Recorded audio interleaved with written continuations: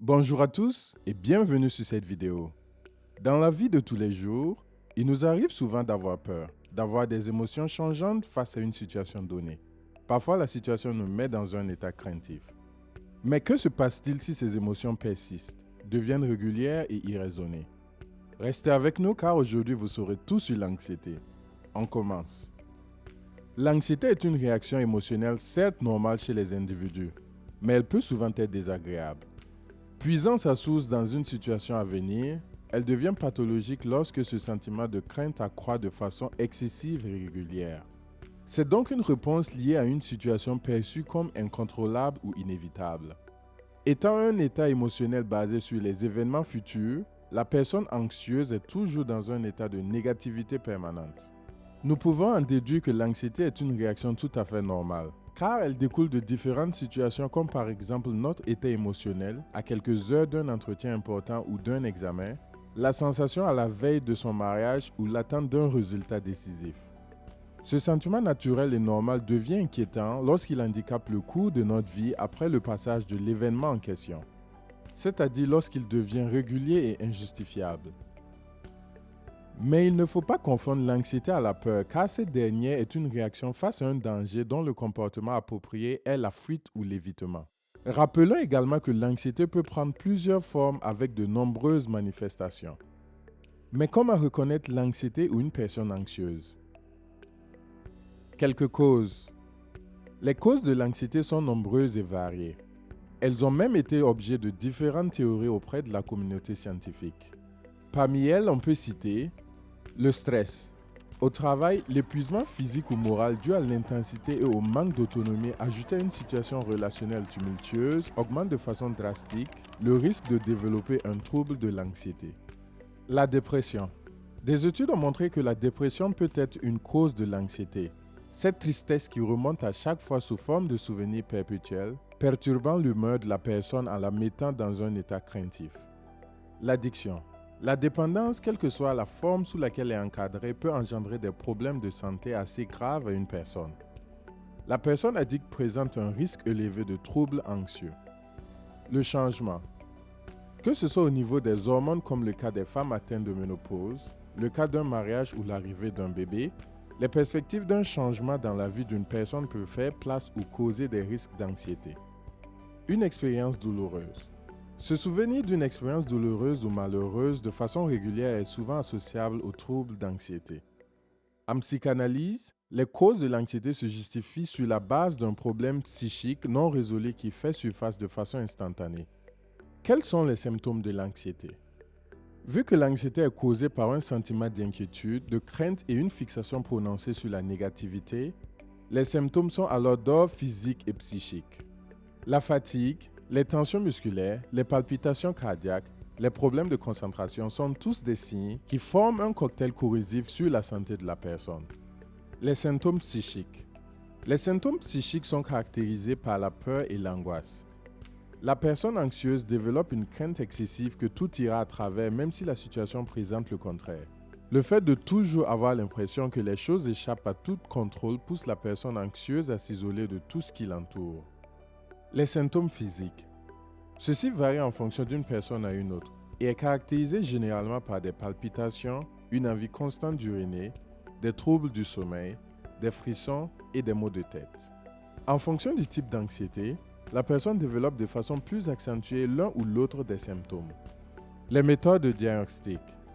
Une fois que vous remarquez certains des symptômes basiques précédemment cités, vous devez vous référer à un professionnel de la santé qui validera ou non l'hypothèse qu'il s'agit bien d'une anxiété. À partir d'un questionnaire, le médecin ou psychiatre cherchera la cause ou les causes responsables de l'anxiété en se basant sur des informations telles que les antécédents médicaux ou familiaux, une addiction ou d'autres facteurs annexes. Le découpage des résultats permet aux soignants d'avoir une idée claire du type d'anxiété et de troubles dont vous souffrez. Ainsi, il pourra établir le meilleur protocole pour votre traitement. Malheureusement, certaines personnes confondent l'anxiété aux traits de personnalité, ce qui devient assez grave comme nous pourrons le voir dans l'évolution de la maladie. L'évolution de l'anxiété. L'anxiété, lorsqu'elle n'est pas prise en charge avec un traitement adéquat et adapté, peut conduire à des troubles plus graves. Elle peut créer une forte dépendance aux substances illicites comme la drogue ou l'alcoolisme. À long terme, l'anxiété non traitée peut déboucher sur des maladies comme l'hypertension artérielle, les problèmes cardiaques, le cancer et le diabète. Elle peut également s'étendre aux phobies et aux troubles obsessionnels compulsifs. Heureusement, il existe des traitements de pointe lorsque le diagnostic prouvant la présence de troubles de l'anxiété est validé. Les traitements. Après avoir établi un diagnostic précis, le type de traitement peut varier d'un patient à un autre. Le psychiatre aura, en fonction de la gravité des troubles, des approches thérapeutiques différentes avec des associations médicamenteuses.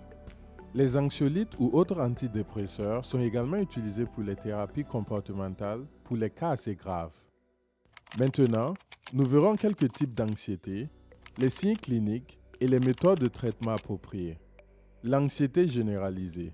Il s'agit d'un sentiment d'inquiétude permanent qui handicape la vie quotidienne du patient. La personne est alors très agitée et nerveuse. Elle a des troubles du sommeil ainsi que des difficultés à se concentrer. Les personnes avec de grandes responsabilités professionnelles ou familiales sont susceptibles de développer ce type d'anxiété. L'anxiété généralisée s'aggrave lorsque les signaux deviennent réguliers sur plus de 6 mois. Elle peut alors provoquer des phobies, des troubles psychotiques ou la dépression. Le traitement envisagé est la psychothérapie et la relaxation. L'apport des anxiolytiques peut permettre une stabilité du malade. Le trouble panique. Il se manifeste par une association de détresse physique ou psychique. La personne est envahie par une peur intense et imminente. C'est un sentiment de perte de contrôle qui dure généralement autour de 30 minutes. Les symptômes caractéristiques sont donc l'accélération du rythme cardiaque, les bouffées de chaleur, les nausées, les douleurs abdominales, la transpiration et les tremblements. Une sensation d'être en danger submerge le patient, causant ainsi la perte de contrôle de lui-même. Mais il ne faut pas confondre le trouble de panique à une crise d'angoisse. Certes, il y a des similitudes entre les deux, mais des diagnostics plus poussés arrivent à distinguer de façon précise chaque cas. Le traitement pour le trouble de panique se fait à base d'anxiolytiques à faible dose dans le cadre de troubles légers. Si le trouble prend la forme de crise d'angoisse, le protocole médicamenteux peut être plus élevé. La psychothérapie permet également au patient de nouer de nouveau un lien avec son environnement. L'anxiété sociale. Tout comme les autres types d'anxiété, celle dite sociale se caractérise par la peur excessive de faire ou de participer à des activités d'ordre sociaux, comme par exemple la peur de parler ou de manger en public, la peur de prendre la parole devant un auditoire. Cette forme d'anxiété touche 7% de la population. Les symptômes présents sont les douleurs musculaires, les palpitations, les confusions et les douleurs au ventre parfois. Les traitements les plus efficaces lorsque le diagnostic est établi restent l'auto-soin, la méditation, les thérapies de groupe. L'anxiété grave peut conduire à des phobies qui plombent encore plus la vie et les activités quotidiennes du patient. Quelques phobies spécifiques. La phobie est une peur excessive et persistante face à une situation donnée. Elles deviennent alors pathologiques et mettent la personne dans une situation de panique. Parmi quelques phobies spécifiques liées à l'anxiété, nous pouvons citer l'agoraphobie. C'est la peur irraisonnée des espaces publics comme dans les transports en commun et les files d'attente. Le patient cherche à la fois d'éviter ces endroits et si cela devient impossible, il se fait accompagner. Cette phobie peut s'aggraver au point que la personne ne veut plus sortir de chez lui et cela impacte sur sa vie quotidienne. La massophobie. La massophobie est la peur liée à la conduite d'un véhicule. Elle se développe chez 50% des personnes victimes d'un accident de circulation et surtout lors de la phase de récupération. Elle peut devenir problématique si la peur d'être au volant devient de plus en plus intense et excessive. L'aglophobie. Cette peur est assez fréquente. Elle se traite sous anxiolytique ou une thérapie. La peur persistante et irrationnelle de la douleur peut s'intensifier si la personne a des blessures ou une condition physique douloureuse. Il faut également souligner que l'anxiété est aussi présente chez les enfants. Par méconnaissance de la maladie chez les plus jeunes, les troubles peuvent être sévères. L'enfant s'isole de plus en plus de la vie sociale et quotidienne. Une prise en charge rapide après un dépistage précoce permet d'adapter le protocole de traitement et ainsi le mettre sur le chemin de la guérison. L'anxiété est une maladie qui peut s'avérer grave si elle n'est pas diagnostiquée et traitée à temps. Pour les personnes déjà atteintes, Le suivi par un professionnel de la santé peut vous permettre d'avoir une bonne qualité de vie. Ce n'est évidemment pas facile de savoir comment s'y prendre, mais une approche méthodique peut vous aider à guider vos choix de comportement quotidien. Et voilà, c'est tout pour aujourd'hui. Vous pouvez également trouver d'autres thèmes sur nos contenus précédents. D'ici là, nous vous disons à très bientôt pour une nouvelle vidéo. Restez curieux!